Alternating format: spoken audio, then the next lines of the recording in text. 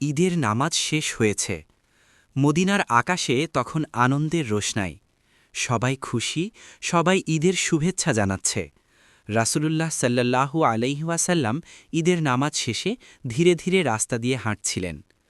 হঠাৎ তিনি লক্ষ্য করলেন, রাস্তার পাশে একটি ছোট্ট শিশু একা বসে আছে। তার চোখ দিয়ে অনবরত অশ্রু ঝরছে।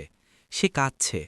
রাহমাতুল্লিল আলামিন সাল্লাল্লাহু আলাইহি ওয়াসাল্লাম সঙ্গে সঙ্গে থেমে গেলেন।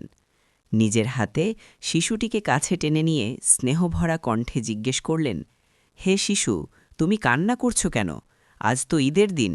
শিশুটি কাঁপা কণ্ঠে বলল, ইয়া রাসূলাল্লাহ, আজ সবাই নতুন জামা পরেছে, তাদের বাবা আছে, কিন্তু আমার বাবা শহীদ হয়েছেন। আমার মা গরিব, আমার জন্য কেউ কিছু আনেনি। এ কথা শুনে রসূলুল্লাহ সাল্লাল্লাহু আলাইহি ওয়াসাল্লামের চোখ ভিজে উঠল। তিনি শিশুটিকে বুকে জড়িয়ে ধরে বললেন, শোনো, তুমি কি এতে খুশি হবে না যদি আমি তোমার বাবা হই, আয়েশা তোমার মা হন, আর আল্লাহ তোমার অভিভাবক হন? শিশুটির মুখে তখন হাসি ফুটে উঠল।